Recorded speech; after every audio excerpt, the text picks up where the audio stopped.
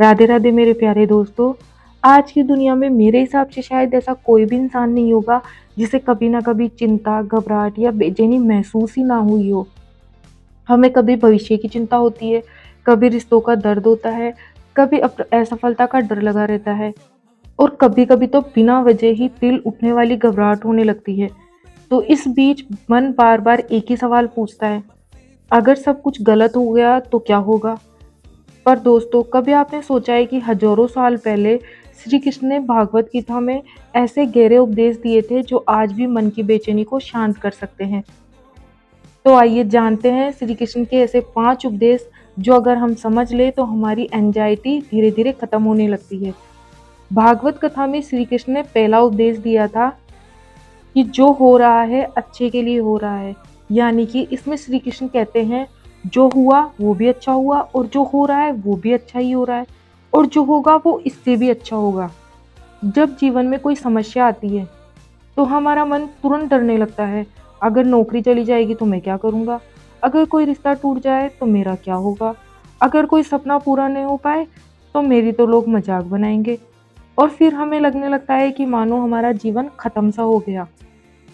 लेकिन समय के साथ अक्सर हम देखते हैं कि वही घटना हमें एक नया सीख दे जाती है और कभी वही दर्द हमें और ज़्यादा मजबूत बना देता है। कभी कभी वही असफलता हमें सही रास्ते तक पहुंचा देती है। और ये सब क्यों होता है, कभी सोचा है आपने? क्यों? क्योंकि कई बार भगवान हमें उस रास्ते से हटा देते हैं जो आगे जाकर हमारे लिए नुकसानदायक होता है। जब हम विश्वास कर लेते हैं कि हर घटना के पीछे कोई गहरा कारण है, तो हमारे मन में सभी प्रकार के डर कम होने लगते हैं। तब हम हर मुश्किल को समस्या की तरह नहीं लेते, बल्कि एक सीख की तरह देखने लगते हैं। उन्होंने उसके बाद में दूसरा उपदेश दिया, कर्म करो, परिणाम की चिंता मत करो। और ये श्री कृष्ण का सबसे प्रसिद्ध उपदेश है। इसमें उन्होंने कहा, मनुष्य का अधिकार केवल कर्म करने में है, फल में नहीं। आजकल मैंने देखा है अधिकतर लोग इसलिए परेशान रहते हैं क्योंकि उनका ध्यान कर्म से ज़्यादा परिणाम पर होता है। अगर मैं सफल नहीं हुआ तो क्या होगा? अगर लोग मुझे असफल समझेंगे तो मेरा तो हर जगह पर मजाक बन जाएगा। अगर मेरी मेहनत बेकार चली गई तो क्या होगा? ये सवाल हमारे मन को लगातार डराते रहते हैं।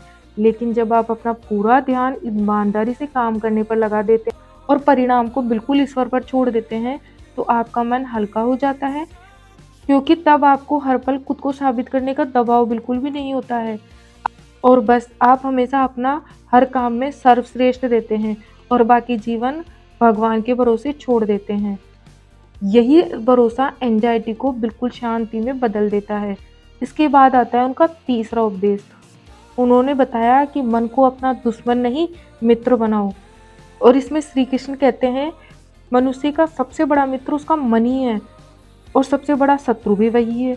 अगर आपका मन हर समय नकारात्मक सोच में उलझा रहता है तो छोटी छोटी बात भी बड़ी समस्या लगने लगती है।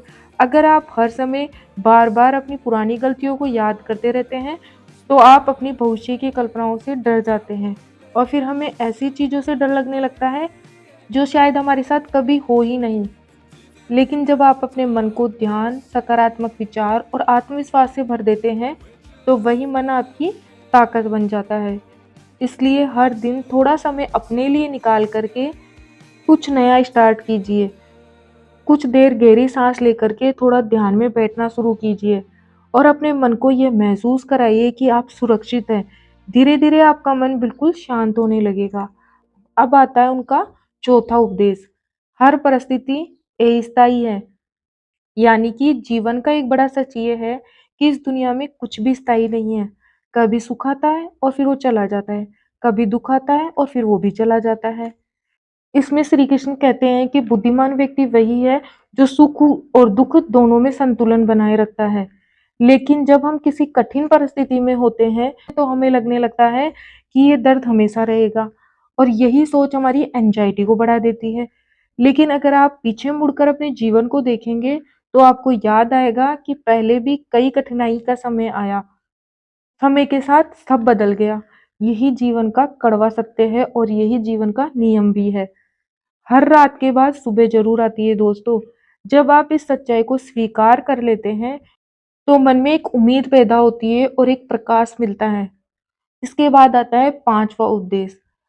मनुष्य केवल ये शरीर नहीं है, बल्कि ये एक अमर आत्मा है। हमारी अधिकतर चिंता इस शरीर और इस दुनिया से जुड़ी होती है।